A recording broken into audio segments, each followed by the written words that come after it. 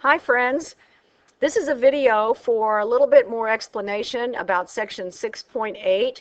These are actually some of the problems that we did today in the workbook, and I wanted to go over a few of these just to make sure that you've got the concept down.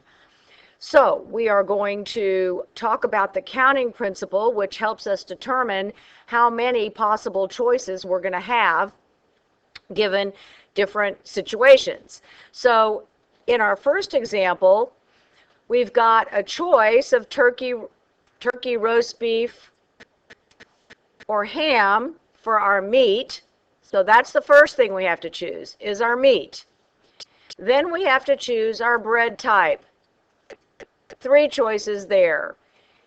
So we have 1, 2, 3 choices for the meat, and we have 3 choices for the bread, and using the counting principle, we multiply them together, and we get 9 total combos. Now, it asks us to make a tree diagram first, and check it then using the counting principle. I did it kind of backwards. I did the counting principle first, but let's make a little tree diagram just to make sure that I can list all 9 of those combos. So my tree diagram might look a little different from yours. I kind of just make a list, and I say to myself, okay, I can have turkey on white. I can have turkey on whole wheat, and I can have turkey on rye. That's 3 of the combos. I can have roast beef on white, roast beef on whole wheat, roast beef on rye. My last choice for meat would be ham, and again, I can have him on white, I can have him on whole wheat, or I can have him on rye. If you count how many options there are 9. 1, 2, 3, 4, 5, 6, 7, 8, 9. So we've proved that our counting principle 3 times 3 gets us the right answer without actually having to make the list. On the next 2 problems, actually 3, it asks you to make the tree diagram and also use the counting principle. I'm going to leave the tree diagram to you. If you prefer to make a list like I did or a chart instead of an actual tree diagram, that's fine with me. Let's do it. Let's prove the tree diagram, though, by using the counting principle. So we're picking out a car. So we have to decide what kind of car. And our choices are sedan, truck, SUV, or minivan. We have 4 choices for the car. And then we have to pick out the color. And again, we have 4 choices for the color. Multiply them together, and there are 16 options. That would take me a little while to make the tree diagram for that, but it's still possible. We could do it. On number 3, we're getting dressed in the morning, and it looks like we've got to pick out some kind of shirt, some kind of pants, and a coat. So we've got a shirt choice, we've got a pants choice, and we've got a coat choice. For our shirt, and by the way, this is the way I start out making my shell for these kind of combination problems. I always start with the lines that show me what it is I have to choose. So if you wanted to write yourself a little note underneath, you could even do this: shirts, pants, and coat. How many choices do I have for shirts? Well, I've got, looks like I've got a few. I can do a t-shirt, a button-down shirt, or a sweater. 3 different choices. For pants, just 2, jeans or khakis. And then coat color, oh, this should say coat, yeah, coat color, red or blue. 2 choices. When we multiply together, we get 3 times 2 is 6, doubled is 12 possible combos. And I'm going to leave it to you to list them. And number 4 is much the same. You're going to pick out the kind of house you want.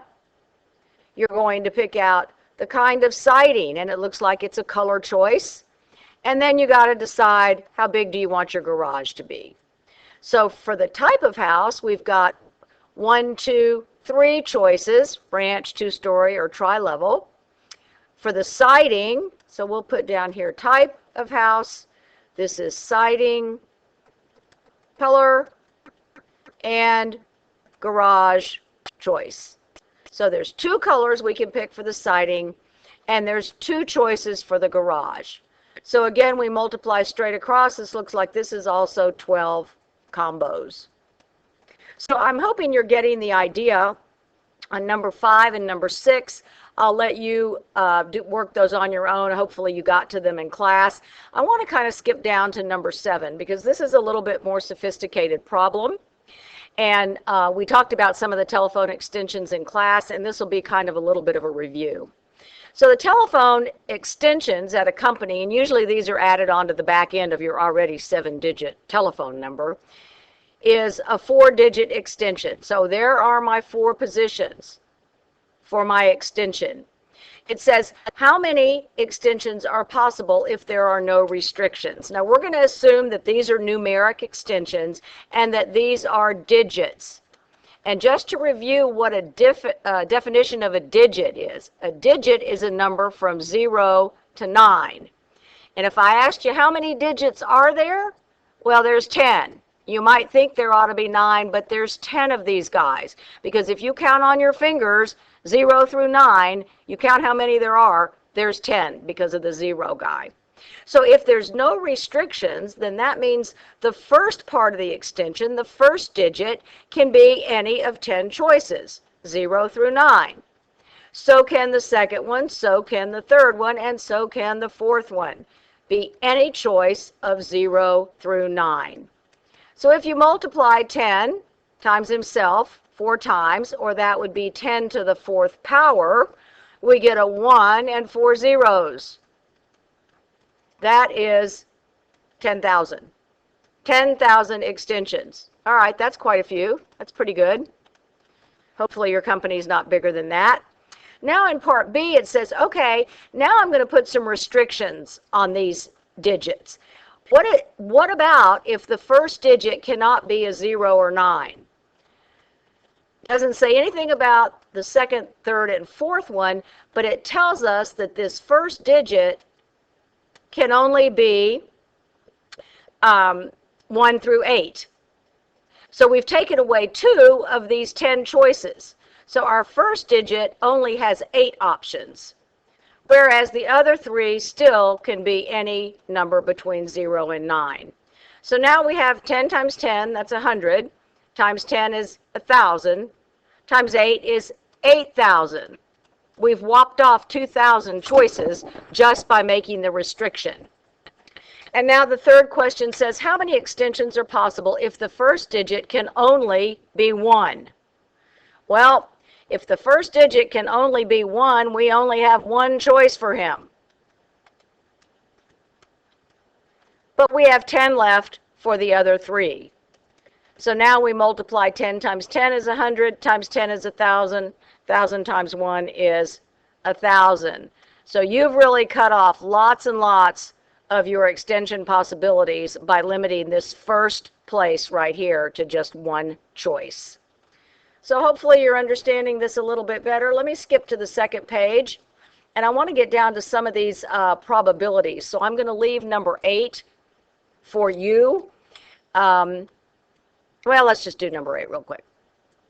Okay, you're choosing a computer password. The password has 3 letters followed by 3 digits. So here's your computer password. Here are the 3 letters, and here are the 3 digits. Again, definition of digit is 0 through 9, and there's 10 of them. So these first 3 are letters. How many passwords are possible if the letters must be uppercase? Well, who cares if they're uppercase? There's still just 26 of them. Now, if it said that it could be uppercase or lowercase, this 26 would turn into a 52. It'd make a big difference. So we have 26, 26, and 26 possibilities for each of the first 3 positions in our password. The last 3 positions are digits. There's 10 of those. So now we have some big whomper number, and you'll take your calculator and multiply through. I haven't already done this ahead of time, and I don't want to take time on this video to actually come up with this number. Lots and lots. It's going to be a big number. Now it says on B, how many passwords are possible? So let me draw my shell again. Here's my 3 letters. Here's my 3 digits. And it says no letter or digit can be repeated. And the letters have to be lowercase.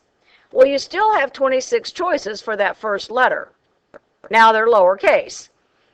On the second one, you have 25 choices. You've used one of them up. And on the third one, you have 24 choices. Same thing on your digits. You start out with 10 to pick from. You've used 1 up, and now you've used 2 up.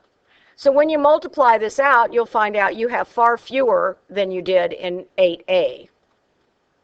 Now we're going to do a couple probability problems using our combinations as well. So let's read the instructions on this together. It says in exercise 9 and 10, you have a 6-sided number cube, so that's a dice, and you have this spinner. The spinner is divided into equal parts. You spin the spinner 2 times. So we're not using the dice right now. On number 9, we're spinning the spinner 2 times. Find the probability that the spinner the first time stops on 3, and the second time when you spin it, it stops on 1. Well, I'm remembering that probability is favorable outcomes, which is our 3-1, over total outcomes. Well, in order to get the total outcomes, we need to use the counting principle. You have 2 spins. Here's your first one and here's your second one. How many things can happen on your first spin? 6. It can land on any of these 6 things. You spin it again, it can land on any of the 6 things. Multiplying together, your total number of combos on your spins are 36.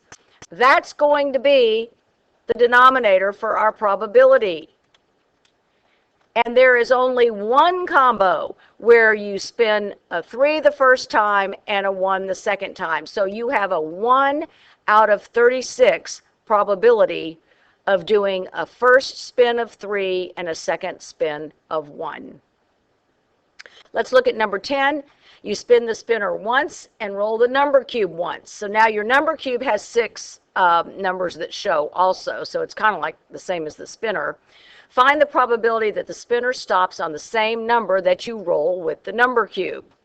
So let's set up our shell. We spin the spinner once. There's 6 things that can happen. We roll the number cube once. There's 6 things that can happen. We multiply together. There's 36 total combos. But now let's look at what our favorable choices are for the numerator of the probability formula. It says, find the probability that the spinner stops on the same number that you roll with the number cube. Well, if we spun a number 1, we'd need a 1 on the number cube. A 2, a 2, a 3, the 4s need to match, the 5s need to match, and the 6s need to match. Those are all considered favorable because it meets the criteria of having the same number on the spinner as on the number cube. So there are 6 favorable outcomes over the 36 combos. And that probability reduces 1 to 6. Let me look and see real quick. We can do number 12. If I've got time, I'll come back to number 11. Number 12, each person that works at a company is given a 5-digit code followed by one more position that's a letter. So let's draw that out. We've got 5 positions that are digits. We know what that means. These guys are 0 through 9. And then we've got one more position that it's a letter, and this is real important. It says either uppercase or lowercase. So the employers must enter their codes on a keypad, and the company has 130 people. I'm not sure we care how many people they have. Okay, how many codes are possible if there are no restrictions? That means you can use the numbers over and over and over again. So we have 10 choices for each of our digit positions, and we're going to multiply these. Our last guy, who has to be the letter, it says he can be either upper or lower case. That gives us 26 plus 26, or 52 possible choices. That really helps. Now, you can multiply this out. I'm not sure. This is a very, very, very large number. And it says, what's the probability of some random person entering a code and actually getting in? Well, it's not very good, because there's only one possibility that the guy enters out of whatever this huge number is that he's going to guess. So your code system is probably pretty safe. However, if you only have 130 people, this is pretty much overkill, don't you think? Because you're going to have way more than 130 codes available. It's going to be a big number. 10 to the 5th power is a 10 and 5 zeros, and then we multiply that times 52. That's a lot. All right, let's talk real quick about number 11. I think we can go a couple minutes more. You flip a coin 5 times. So here's your coin. 5 times you're flipping it. 2, 3, 4, 5. First time, what can happen? Heads or tails, 2 possibilities. Second time you flip it, 2, third time, 4th time, and 5th time. So you have 2 to the 5th power, or 32 possible combos that can happen when you flip a coin 5 times. It says, what is the probability that the results are all heads or all tails? Well, there's only 2 ways that that one of these 32 combos can be all heads or all tails. It would be if you flip heads all 5 times, or if you flip tails all 5 times. These are the 2 favorable results out of the 32 possibilities. That reduces to 1 over 16. That's your probability that you're going to get all heads or all tails. Not really a too good a chance of that. Hope this helped, and I will look forward to your questions when we get back to class. Have a good day.